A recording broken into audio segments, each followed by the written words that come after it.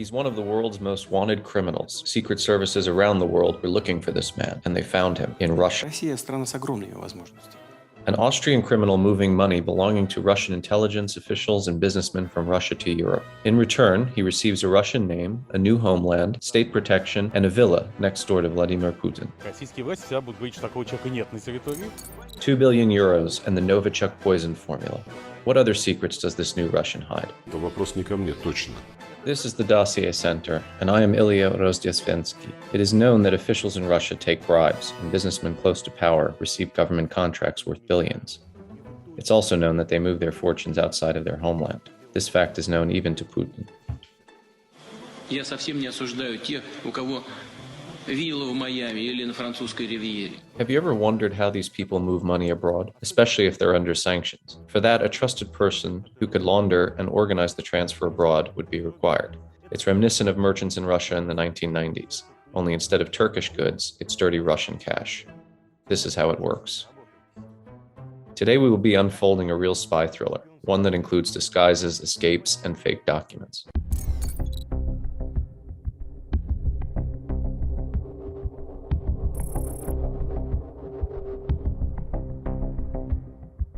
Two cars belonging to the FSB pull up at the swank Moscow restaurant La Marée.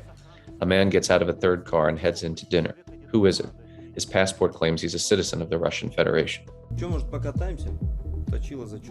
He's not from the dashing 1990s, quite modern. He's become Russian only in 2021. An Austrian named Max Mauer swore to honor the Constitution and received a Russian passport. Only the document was issued in the name of German Vaznahov. In reality, neither of them is real.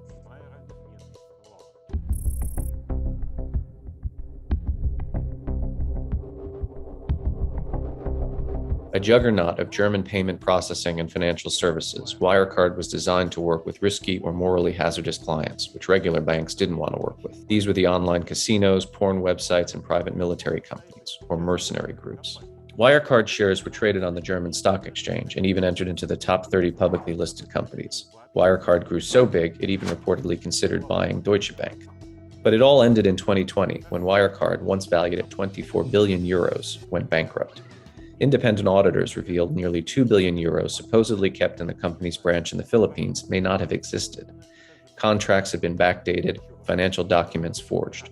То, что случилось в компании Wirecard, должно быть быстро и тщательно расследовано. Скандалы вроде этого — тревожный звонок. Journalists called it the scam of the century, and the chief subject was COO Jan Marsalek.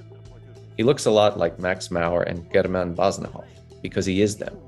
These are his new identities in Moscow, where he now resides under the protection of Vladimir Putin's security service. On his last evening at Wirecard, Marsalek, as witnesses recall, looked tired and resigned. He even said, "It's all over." But the fun had really just begun.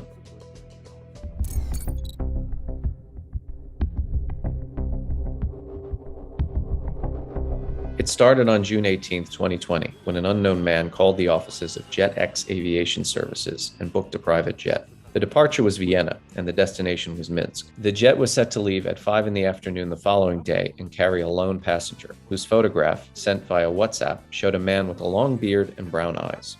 The man booking this trip with JetX was a member of Austria's parliament, Thomas Schellenbacher, and he was making arrangements for the mysterious passenger on behalf of a former Austrian security official, Martin Weiss, who once worked for the Federal Office for Protecting the Constitution and Fighting Terrorism. Another former BVT officer, Egitzo Ott, presumably delivered the passenger to Vienna airport the next day. Jan Marsalek nearly missed his flight. First, he was stricken with nerves about fleeing Europe amid so much turmoil. The day before, he'd been suspended from Wirecard pending an investigation into the missing billions. Then there were logistical headaches. The taxi he took to the airport, not actually in Vienna, but in an out-of-the-way spa town called Bad Boslau, couldn't find the entrance to the airport. More than 4 hours after he was due to depart, Marsalek finally flew to Minsk. Once there, he was treated as a VIP. He was dressed in blue jeans, a black leather jacket, and black sneakers. Everything was Prada. He carried only hand luggage, and he was clean-shaven. He also transformed from Jan Marsalek into Max Mauer. Both men, according to Dossier Center sources, passed through the Belarusian border control. Mauer is very similar to Marsalek in appearance, only according to the documents he is 2 years older. Maurer had a real Austrian passport with all the security features, but his document number is not found in any Austrian database. And yet, when German investigators later asked Belarus for information about Marsalek, Belarus confirmed Marsalek's entry but said it had no knowledge of his whereabouts in Minsk, which it maintained he never left. But CCTV footage of Marsalek entering the airport had somehow been deleted. He was now a ghost. In fact, Marsalek did leave Minsk, with the aid of Belarus's KGB. A Mercedes with license plates used by that intelligence agency picked him up and drove him to the Hampton by Hilton Hotel in the city center. From there, Max Maurer went on to Moscow. Of course, the German authorities also asked Vladimir Putin's government if Jan Marsalek was in their country. Of course he wasn't, it said, and technically the government was correct. No one identifiable by that name was in Moscow. At the same time, the fraudster frantically tried to find out how far the investigation back home was going. From exile in Russia, Marsalek contacted his accomplice, the former BVT officer Martin Weiss. He used English and Russian phones to make contact. When he called Weiss and other old friends, he wanted to make sure he was talking to the right person. So he tested his interlocutor with a question only an intimate would know. What bauble did he keep on his desk? The answer was a swinging figurine of Putin. It's a pity that Süddeutsche Zeitung source did not describe in detail how this figurine looked.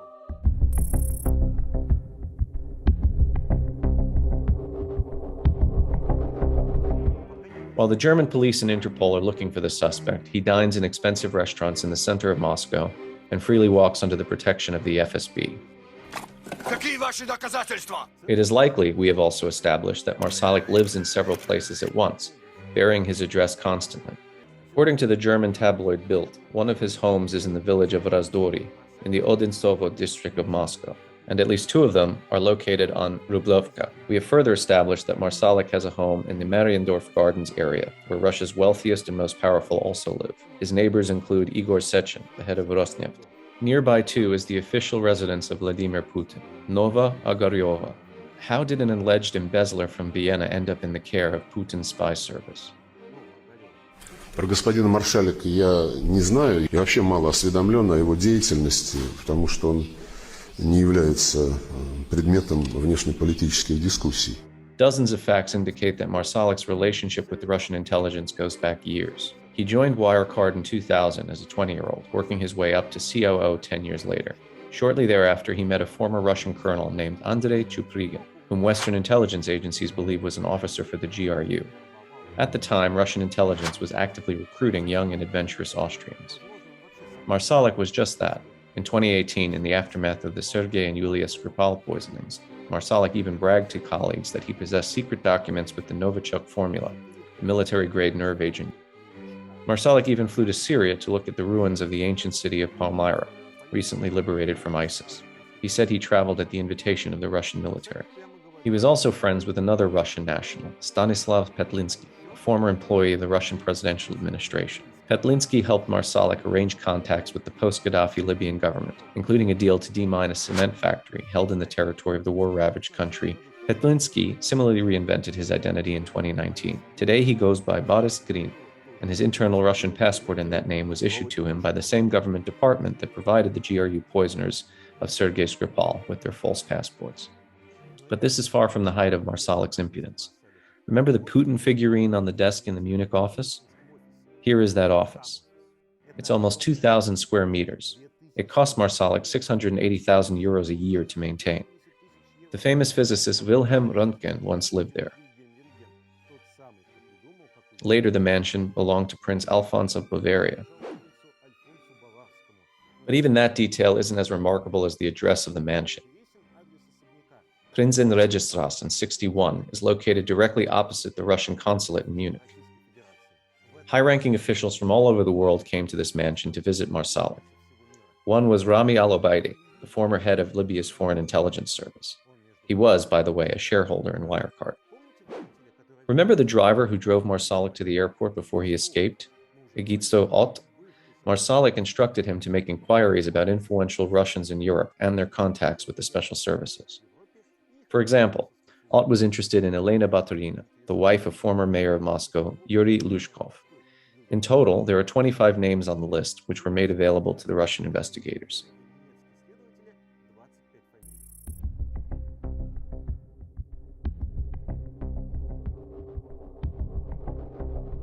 Before his exposure and escape from Munich, Marsalek has been to Russia at least 60 times, not only in Moscow, but also Kazan, St. Petersburg, and Nizhny Novgorod. It is unlikely that he flew in as a tourist. These were very short visits, sometimes just a few hours late at night, and sometimes Marsalek managed to fly several times from Europe to Russia in a single day. This happened especially often after the annexation of Crimea in 2014. Why does the COO of a payment system fly dozens of times in private jets? The insider suggested he was carrying money from sanctioned businessmen, politicians, and other friends of Putin with tainted reputations. Russia does not take official responsibility for Jan Marsalek. It has denied any such person resides in its territory, which is technically correct given that Marsalek now has a passport in the name of German Baznov. Россия же не берет на себя никакой официальной ответственности за Яна Марсалека и ему подобных. Российские власти всегда будут говорить, что такого человека нет на территории, и, кстати, будут формально правы, потому что, скорее всего, он получит российский паспорт на совершенно другое имя и исчезнет из баз данных. Though even that document may be fake. The passport number coincides exactly with that of an expired passport belonging to a former State Duma deputy named Daria Mitina. Numbers on Russian passports don't repeat. Meanwhile, Marsalek lives in the company of constant FSB companions. He has not left Russia in 2 years, and it is unlikely he ever will. After February 24th, there is far less chance that Germany will turn a blind eye to the whereabouts of the fraudster. More details about how Marsalek collaborated with Russian intelligence and the Kremlin businessmen are available on the Dossier Center website.